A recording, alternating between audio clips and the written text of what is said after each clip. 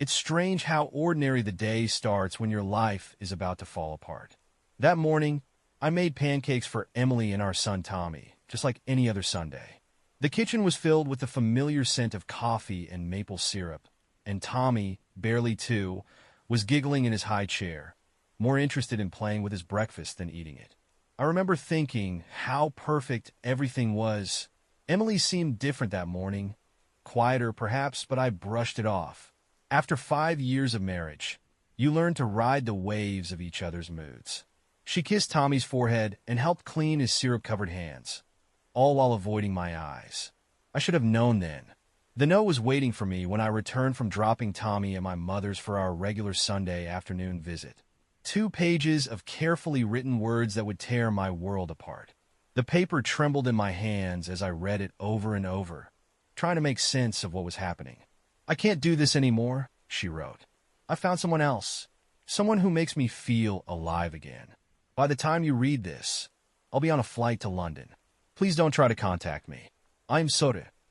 The house suddenly felt too big, too empty. Pictures of our life together stared back at me from every wall. Our wedding day, Tommy's birth, last summer's vacation in Maine. Each memory now tainted with the knowledge that while I was building a life, she was planning an escape. I sat on our bedroom floor, surrounded by the chaos of hastily emptied drawers and a half-empty closet. Her favorite perfume still lingered in the air, mixing with the scent of betrayal. My phone buzzed with a text from my mother, asking when I'd be picking up Tommy. Tommy. My heart clenched as I realized I would have to explain to our son why his mother wasn't coming home. The next few hours passed in a blur. I called in sick to work for the next day, picked up Tommy, and somehow managed to keep myself together as he asked for his mama during bedtime. As I watched him sleep, clutching his favorite stuffed elephant, the reality of our new situation hit me full force. I was now a single father. The life I had carefully built over the years had crumbled in the span of a single day. That night, I couldn't sleep. I lay in our bed, my bed now, staring at the ceiling, my mind racing through every moment of our marriage, searching for signs I might have missed. The late nights at work, the new passwords on her phone, the sudden interest in fashion and fitness. It all made sense now, forming a picture I had been too blind to see. Around 3 in the morning, I found myself in Tommy's room, watching his peaceful sleep, his little chest rising and falling, completely unaware that his world had just been turned upside down. Looking at him, something shifted inside me. The crushing weight of betrayal was still there, but alongside it grew something else, determination. My son needed me to be strong. He needed me to be both mother and father now.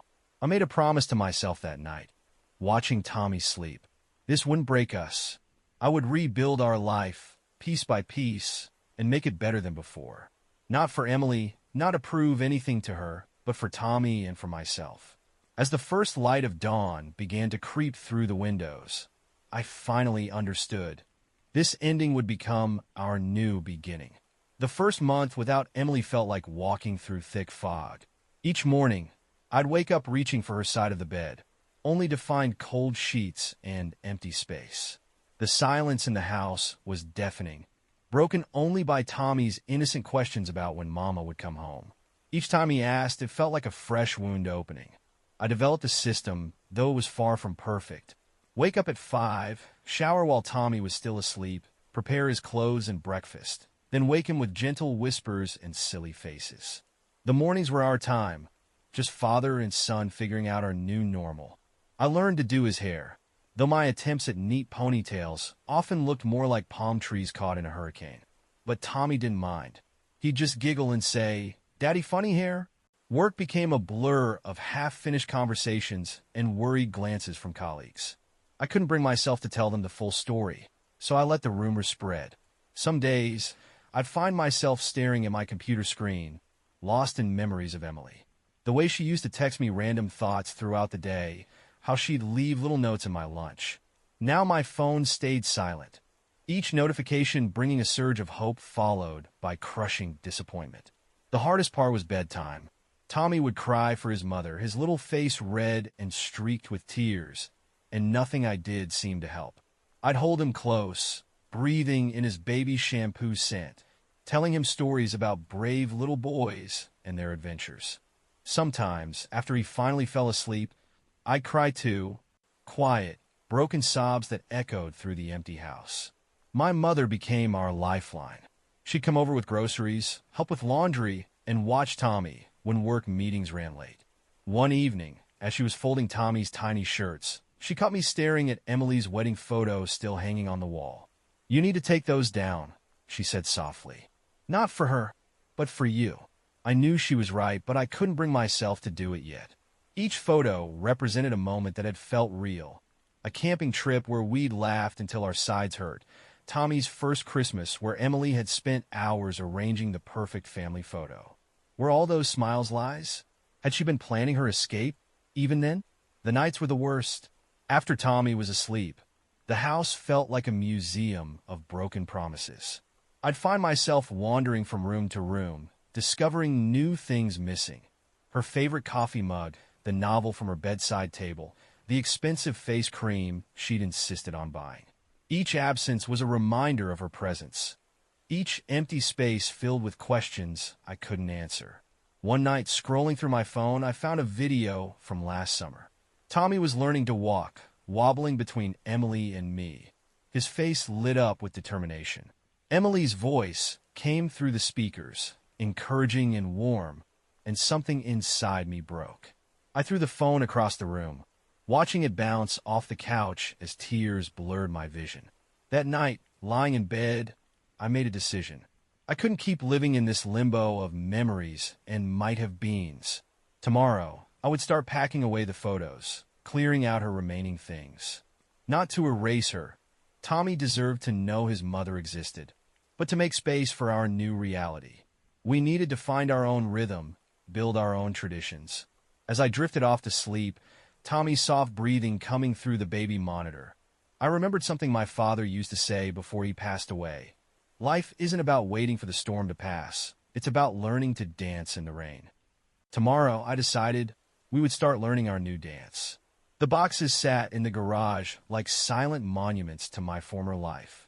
I'd spent a Sunday afternoon carefully wrapping each photo frame, each reminder of Emily in newspaper. Tommy napped upstairs while I methodically dismantled the life we'd built, leaving only the essential memories his young mind might need someday. The rest, her abandoned clothes, the wedding album, the matching Christmas stockings, disappeared into cardboard tombs labeled with black marker. That evening, standing in our stripped-down living room, I felt the strange emptiness of possibility. The walls, now bare except for Tommy's fingerprint art from daycare, seemed to breathe easier. Or maybe it was me who could finally breathe. Change came in small waves after that. I rearranged the furniture, turning Emily's reading nook into Tommy's play corner. The expensive throw pillows she'd insisted on disappeared, replaced by soft, washable ones that could survive toddler juice spills.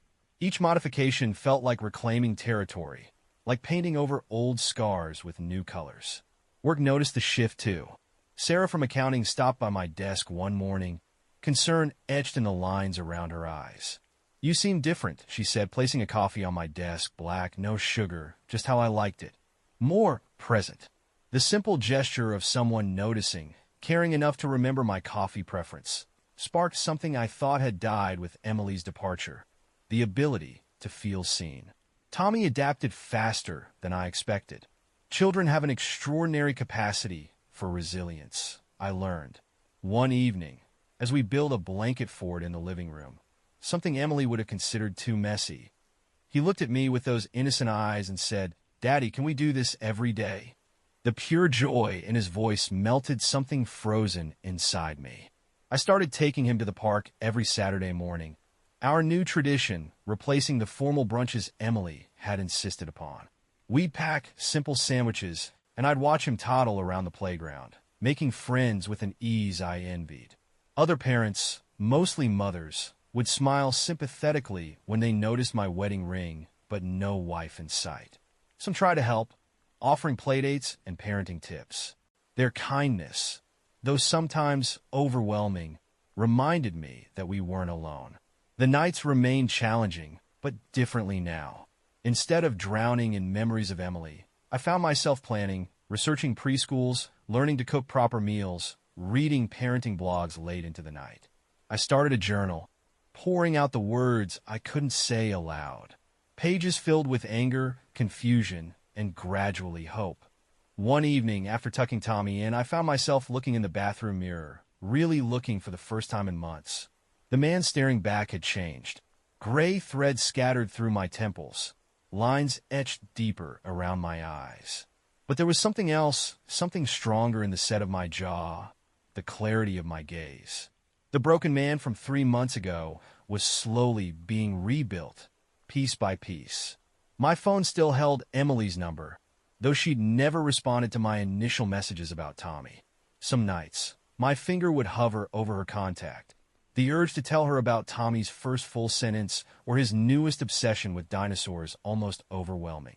But each time, I closed the phone, reminding myself that she'd chosen to miss these moments.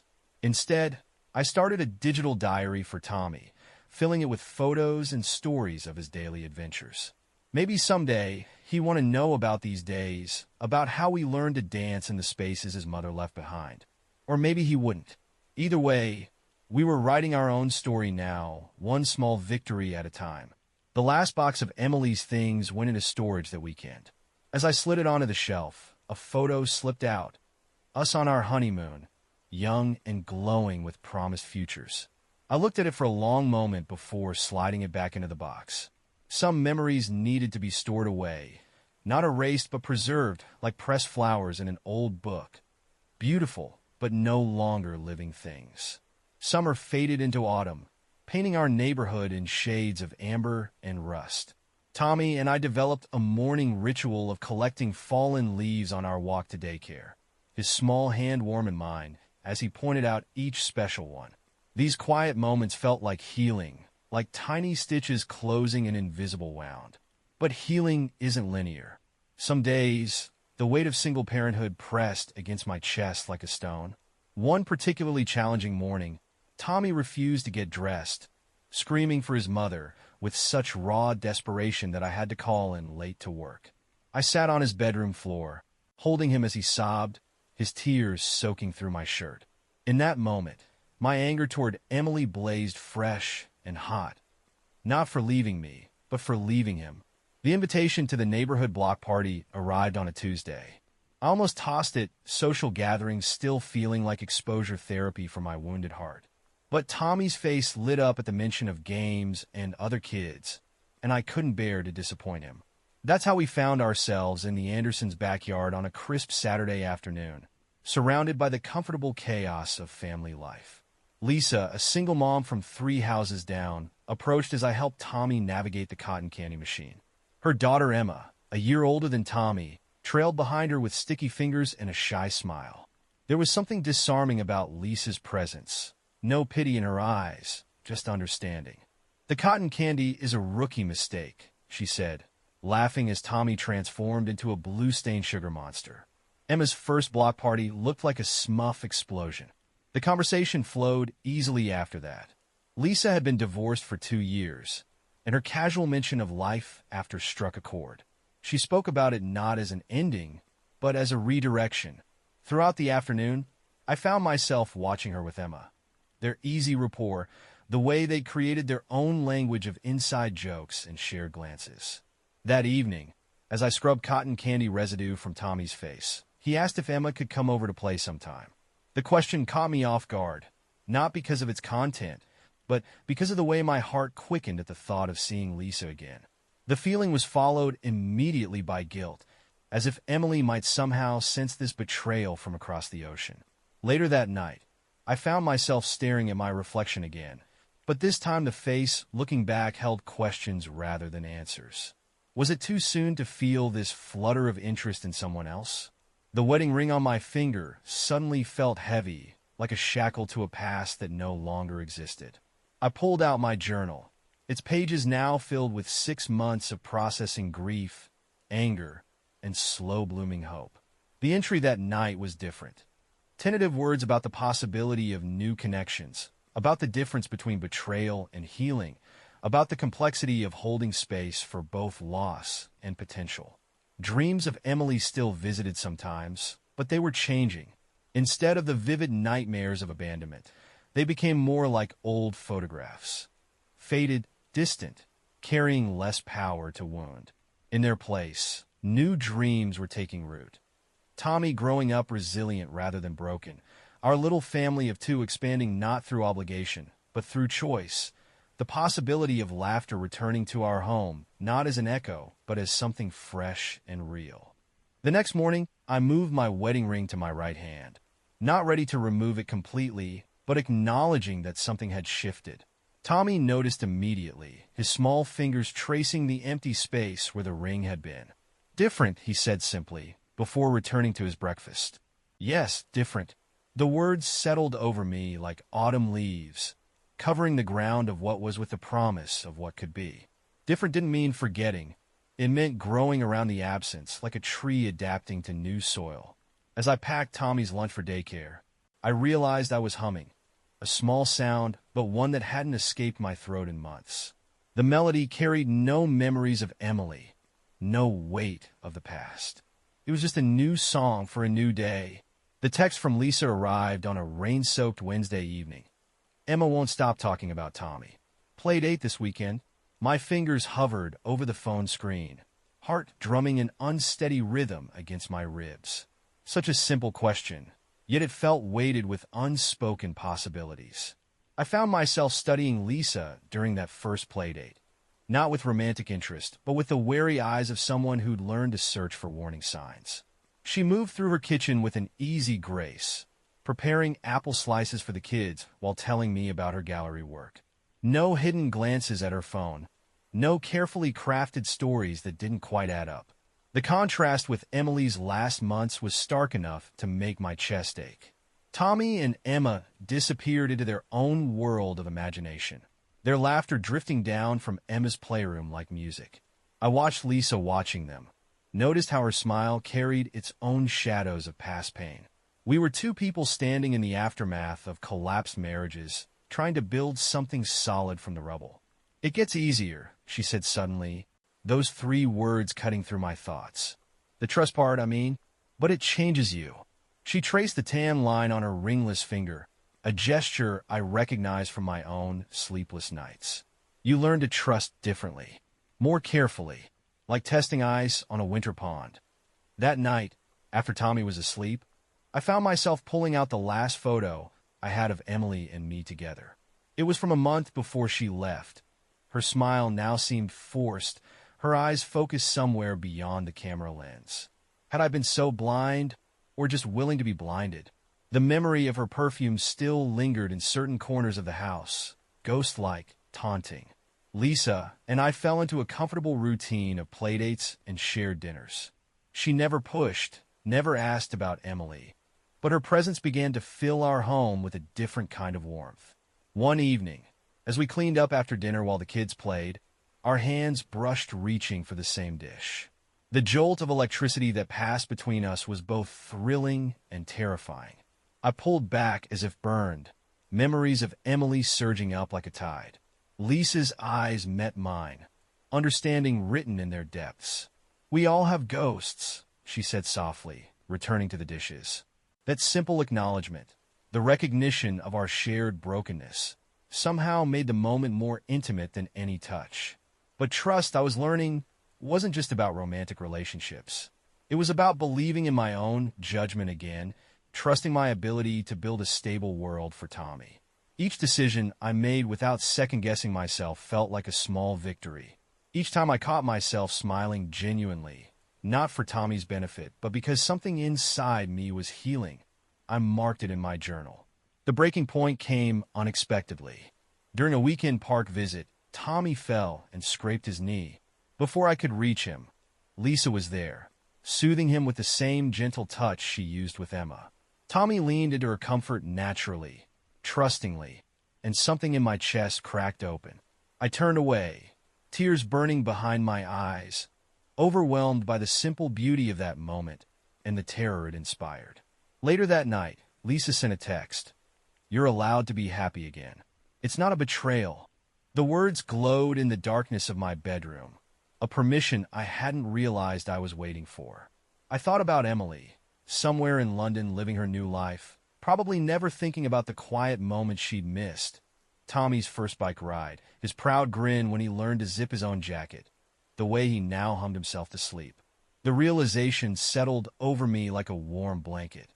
Moving forward wasn't about forgetting or even forgiving. It was about accepting that some chapters end mid-sentence, leaving us to write our own ending. My finger traced the smooth skin where my wedding ring used to rest, feeling not the absence of what was lost, but the possibility of what might be found. Winter crept in slowly, painting frost on window panes and turning breaths into delicate clouds. I found myself watching Lisa more often, noticing the way snowflakes caught in her dark hair during our weekend walks, how her laugh seemed to warm the crisp December air. Each noticed detail felt like a small betrayal of Emily's memory, even though Emily had betrayed us first. The children sensed the shifting dynamics between us with that uncanny perception unique to young souls. One evening, as I tucked Tommy into bed, he asked in his innocent way, "Daddy, do you like Miss Lisa like you like Mommy?" The question hung in the air like suspended dust motes, catching the soft glow of his nightlight. I sat on the edge of his bed, heart heavy with the weight of potential answers. "It's different, buddy," I finally said, smoothing his hair. "Everything's different now." He nodded with a wisdom beyond his years, clutching his stuffed elephant closer. The truth was more complex than I could explain to a 3-year-old. How you can simultaneously fear and yearn for connection. How trust becomes a double-edged sword that both heals and threatens. Lisa understood the complexity without explanation. One afternoon, as we watched Tommy and Emma building snow forts in her backyard, she spoke about her own journey through betrayal. Her ex-husband had left her for his secretary, a cliché that still managed to wound deeply. The hardest part, she said, her breath visible in the cold air, wasn't losing him. It was losing my faith in love itself. I found myself reaching for her hand, our gloved fingers intertwining naturally. The warmth that spread through me wasn't the passionate fire I'd once known with Emily. It was steadier, more grounded, like embers that provide lasting heat rather than consuming flames. But shadows have a way of lengthening just when the light seems brightest. That night, I dreamed of Emily for the first time in months.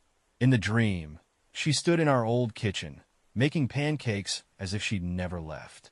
The scene shifted, and suddenly she was pointing at Lisa and Tommy, playing together, her face contorted with an emotion I couldn't name.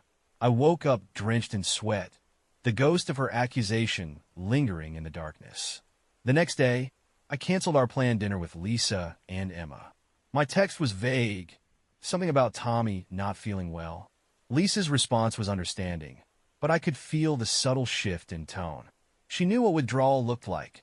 She'd probably lived it herself. For 3 days, I retreated into the familiar comfort of just Tommy and me. We built blanket forts, read stories, and pretended the world outside our door didn't exist. But Tommy kept asking about Emma, his questions becoming increasingly pointed in that devastating way children have. "Is Emma sick too? Can we bring her soup like you bring me soup?" On the 4th night, as I sat alone in the kitchen after Tommy's bedtime, I found myself staring at Emily's last email from months ago, a cold response to my questions about divorce proceedings. The words blurred on the screen, and suddenly I saw what I was doing, letting a ghost direct my future, allowing fear to paint shadows over new possibilities. My phone buzzed with a text from Lisa. "Tommy left his favorite dinosaur book here last time. No pressure, but Emma keeps asking when she can return it to him." The simple message carried layers of understanding. She was offering a bridge back, a way to step out of the shadows without pressure or judgment. My fingers hovered over the keys, memory and possibility wrestling in my mind. Outside, snow began to fall, each flake catching the streetlight like tiny stars. I thought about Lisa's words from months ago, about trust being like testing ice on a winter pond. Maybe the trick wasn't waiting until you were completely sure the ice would hold. Maybe it was about having the courage to step forward, knowing that if you fell, you had the strength to pull yourself back up. The dinosaur book sat on my kitchen counter for 3 days, its worn spine a silent reminder of choices unmade. In quiet moments, I found myself running my fingers over the small tooth marks Tommy had left on its corner, remembering how Lisa had laughed when she first noticed them, saying Emma had done the same to her favorite stories. Snow continued to fall outside, turning our world into a muffled canvas of white. Tommy pressed his small hands against the window glass, leaving perfect prints that faded like ghosts. "I miss Emma," he whispered one evening, his breath creating clouds on the cold pane. The simple honesty of children, how they name their longing without fear or shame. That night, I dreamed of doors, endless hallways filled with them, some open, some closed, some barely ajar. Emily stood at the end, her figure blurring like watercolors in rain. She held out her hands, but instead of reaching for me, she was taking something away. Photographs, memories, trust itself. I woke with tears on my pillow, but for the first time, they felt like cleansing rather than drowning. The next morning, I found myself pulling out my journal, its pages now a map of my healing journey. Flipping through entries from the past months, I saw the gradual shift in tone, from raw pain to cautious hope, from bitter anger to tentative acceptance. And there, woven through recent pages, was Lisa's presence. Not as a replacement for what was lost, but as something entirely new, like spring flowers pushing through winter soil. My phone felt heavy in my hand as I typed out a message. "Tommy's been asking about Emma. Maybe we could all meet at the indoor playground tomorrow? There's something I need to say." Lisa's response came quickly. "We'll be there. Some things are better said in person." The playground was nearly empty when we arrived.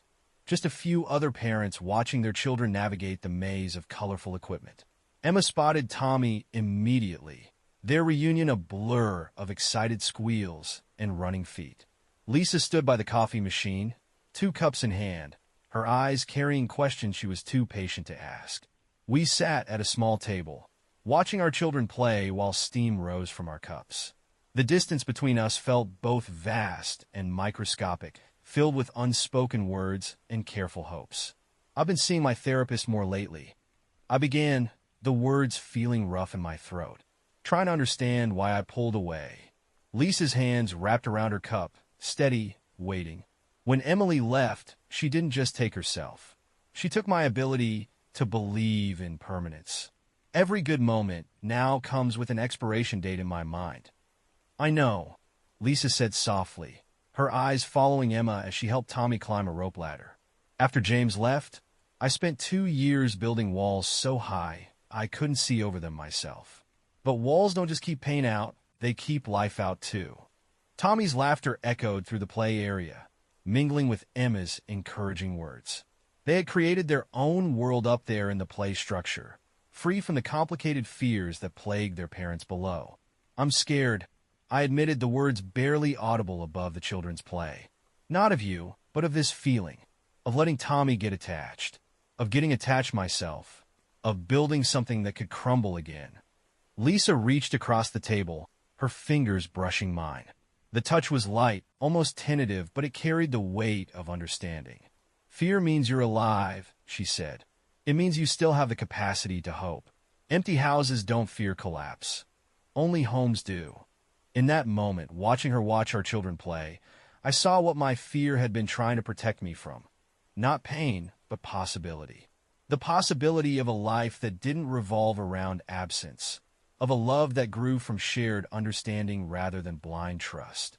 Tommy and Emma descended from their adventure, faces flushed with excitement.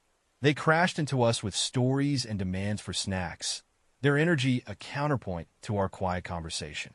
As I handed Tommy his juice box, I caught Lisa's eye. The smile we shared was small but real, carrying the weight of choice rather than chance. The email arrived on a quiet Sunday evening, its sender's name making my hands tremble. Sarah Anderson, Emily's oldest friend. I hadn't heard from her since the day Emily left, when my desperate calls for explanations were met with polite but firm silence from everyone who knew her. The cursor hovered over the unopened message, my reflection in the darkened screen looking older than I remembered. Tommy was asleep upstairs, his gentle breathing carrying through the baby monitor like a metronome marking time. In the kitchen, dishes from my dinner with Lisa and Emma still sat in the sink, domestic evidence of our slowly merging lives. "I think you need to know the truth," Sarah's message began. "Emily's in the hospital. The man she left with, it wasn't what she thought. None of it was."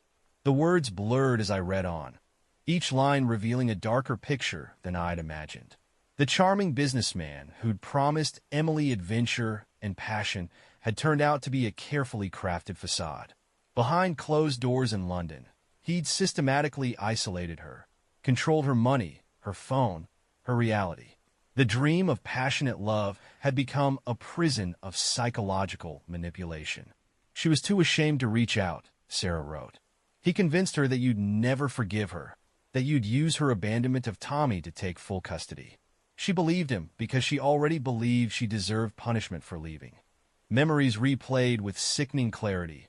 Emily's gradual withdrawal in those final months, the sudden changes in her behavior, the way she'd jump when her phone buzzed. I'd attributed it all to her falling out of love, to her preparing for her escape. How had I missed the signs of someone else pulling her strings? My hands shook as I poured a glass of whiskey, the amber liquid catching the dim kitchen light like tears. The bottle was a gift from Lisa, given with understanding eyes when I'd finally told her the full story of Emily's departure. Now there was more story to tell, but the words felt like ashes in my mouth. Sarah's email continued, detailing how Emily had finally escaped, how she was slowly rebuilding herself in a women's shelter, how the shame of her choices kept her from reaching out about Tommy. She asks about him, Sarah wrote. Every day, she asks if I've heard anything about how he's doing. But she doesn't feel she has the right to know. The anger that had sustained me for so long began to crack, revealing something more complicated beneath. Emily wasn't just the villain in our story. She was another victim, caught in a web of manipulation I couldn't begin to understand. The man she'd left for had played on her insecurities, her unfulfilled dreams, weaving a fantasy that turned into a nightmare. I found myself standing in Tommy's doorway, watching his peaceful sleep. On his bedside table sat a family drawing he'd made at preschool. Me, him, Lisa, and Emma all holding hands. But in the corner, almost hidden, was another figure, a woman with long hair like Emily's, floating like a ghost at the edge of the paper. The weight of this new knowledge pressed against my chest. Lisa would understand. She always did. But this revelation would ripple through the careful life we'd been building. Tommy had just stopped asking about his mother every night. The wounds were finally beginning to heal. My phone buzzed with a text from Lisa. "You've been quiet today. Everything okay?" The simple message carried layers of earned trust, of patient understanding. I stared at it, thinking about how real love builds slowly, like sedimentary rock, layer upon layer of small moments and honest words. Sarah's email ended with a question I wasn't ready to answer. Emily wants to write to Tommy. Not to disrupt your life, just to let him know she's thinking of him. The choice is yours. Outside, the winter wind whispered through bare branches, a sound like distant weeping. I sat in the darkness of my kitchen, surrounded by the evidence of my new life. Emma's drawings on the fridge, Lisa's coffee mug in the sink, Tommy's toys scattered across the floor, while the foundations of my old one shifted beneath my feet. The revelation about Emily haunted every quiet moment, coloring the edges of my days like watercolors bleeding into white paper. I found myself studying Tommy's face as he slept, searching for traces of her in his features, wondering if he somehow sensed the weight of truth I now carried. His dreams seemed peaceful, unmarred by the complex adult world that threatened to intrude on our carefully rebuilt life. Lisa noticed the change in me immediately. We sat at her garden one evening, watching Tommy and Emma chase fireflies in the growing dusk. Her hand found mine in the gathering darkness, a quiet anchor to the present moment. "You're carrying something heavy," she said simply. Not a question, but an invitation to share. The words spilled out like water from a broken dam. Emily's story, the manipulation, the shame that kept her silent. Lisa listened without interruption, her fingers tightening around mine when my voice threatened to break. As I spoke, the fairy light strung across her garden cast shifting shadows across her face, revealing glimpses of emotions she tried to contain. "What hurts most," I admitted, watching Tommy's delighted giggle as Emma showed him how to catch fireflies in his cupped hands, "is that I didn't see it. I was so wrapped up in my own pain, in feeling betrayed, that I missed all the signs." Lisa's response came slowly, measured with the wisdom of someone who had walked through their own dark valleys. "We see what we're prepared to see. Sometimes, the truth is too painful to recognize until we're strong enough to bear it." That night, after putting Tommy to bed, I found myself in front of my laptop, Sarah's email open like an accusation. Emily's desire to write to Tommy felt like a stone in my pocket, a constant weight I couldn't ignore but wasn't sure how to handle. The life Lisa and I were building was still delicate, like a newly sprouted plant reaching for sunlight. Would Emily's words be the frost that killed it, or the rain that helped it grow? I started a dozen replies to Sarah, each attempt falling short of expressing the tornado of emotions whirling inside me. How do you respond to learning that the villain in your story was herself a victim? That the betrayal you'd used to define yourself was more complex than simple infidelity? Tommy's drawing still sat on his bedside table, our new family illustrated in crayon, with Emily's ghost-like figure hovering at the edge. Children's intuition sometimes cuts deeper than adult understanding. He'd known, somehow, that his mother wasn't simply gone, but existing in some liminal space between presence and absence. Late that night, unable to sleep, I found myself in front of the garage boxes I'd packed months ago. The wedding album lay at the bottom of one, preserved like an artifact from another life. The photos told a different story now. I could see the gradual change in Emily's eyes, the way her smile became more practiced, less real. The final photos showed a woman already beginning to disappear, being slowly erased by someone else's desires. Lisa called around midnight, somehow sensing my sleepless state. "I've been thinking," she said, her voice soft in the darkness. "Healing isn't just about moving forward. Sometimes it's about going back and understanding differently. What if understanding changes everything?"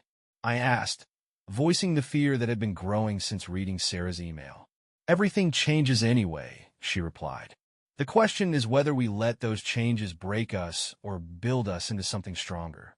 Morning found me at my desk, a blank email open before me. Outside, the first hints of dawn painted the sky in shades of hope. I began to type, "Dear Sarah, tell Emily she can write to Tommy. Some stories need to be told, even if they're hard to hear." The words felt like stepping stones across a rushing river, uncertain but necessary. As I hit send, I realized that forgiveness wasn't about forgetting the past, but about understanding it deeply enough to let it inform rather than control the future. Emily's first letter to Tommy arrived on a spring morning, the envelope thin as dried leaves. I held it in trembling hands, remembering how she used to write love notes on pastel paper, hiding them in my laptop bag or coat pockets. Now her handwriting looked different, smaller, more hesitant, as if she'd forgotten how to take up space in the world. The living room where I sat held echoes of our new life. Lisa's reading glasses on the coffee table, Emma's favorite blanket draped over the armchair, Tommy's latest art projects transforming our walls into a preschooler's gallery. The scent of Lisa's morning coffee lingered in the air, grounding me in the present even as the past whispered from the envelope in my hands. Inside, Emily's words flowed like a gentle stream of consciousness. No excuses, no desperate pleas for forgiveness. Just simple stories about the small moments she remembered with Tommy. The way he used to press his tiny hands against her cheeks when she sang lullabies. How his first word had been moon, spoken on a clear night as they stood at his nursery window. "I don't expect these memories to mean anything now," she wrote. "But I wanted to know that they meant everything to me. That they still do." Tommy sat cross-legged on the floor beside me, absorbed in building a Lego tower with the focused determination only children possess. I watched him, seeing shadows of both past and future in his familiar features. After a moment's hesitation, I began reading Emily's words aloud, my voice soft but steady. He listened with that peculiar stillness children adopt when processing complex emotions, his small hands continuing their methodical work with the Legos. When I finished, he looked up at me with eyes that seemed to hold wisdom beyond their years. "Is Mommy sad?" he asked simply. The question carried no judgment, no anger, just the pure curiosity of a child trying to understand the adult world that had shaped his life. I pulled him into my lap, breathing in the familiar scent of his shampoo and the lingering sweetness of the morning's pancakes. "Yes, buddy, she's sad about a lot of things, but she's getting better, just like we did." Later that evening, Lisa and Emma came over for dinner. Our weekly tradition now feeling more like necessity than routine. As the kids played in the backyard, their laughter carrying through the open windows, Lisa and I stood side by side at the sink, washing dishes in comfortable silence. I invited Emily to send Tommy a birthday card next month. I said quietly, watching soap bubbles swirl down the drain. An actual card, not just through Sarah. Lisa's hands stilled for a moment, then resumed their gentle rhythm with the dishes. "How does that feel?" she asked, her voice carrying no trace of insecurity or judgment. "Like putting down a weight I didn't know I was still carrying." I answered honestly. "Not forgiveness exactly, but understanding," she finished, passing me a plate to dry. "They look similar sometimes, but they're not the same thing." Through the window, we watched Tommy showing Emma how to make shadow puppets in the last rays of sunlight. Their giggles floated up like soap bubbles, delicate but real. Lisa's shoulder pressed against mine, warm and solid, a reminder that love doesn't have to be a firework display to be true. That night, after everyone had gone home and Tommy was asleep, I sat down to write in my journal one last time. The pages held my journey like tree rings, each circle marking a season of growth, of pain, of healing. I thought about Emily, somewhere in London, rebuilding herself piece by piece. About Lisa, who had shown me that trust could be as steady as sunrise. About Tommy, who loved with the pure, uncomplicated heart of a child. My wedding ring still sat in its box in the dresser drawer, a relic of a different life. But its absence no longer felt like loss. Instead, it had become space for something new to grow, something built on understanding rather than blind faith, on choice rather than chance. Outside, spring rain began to fall, washing away the last traces of winter. I closed my journal, listening to the gentle rhythm on the roof. Some stories don't end with dramatic conclusions or neat resolutions. Some just quietly transform, like seasons changing, like hearts healing, like love finding new ways to bloom in unexpected places. Thank you for watching. If you enjoy viewing, please like the video and subscribe to the channel. See you soon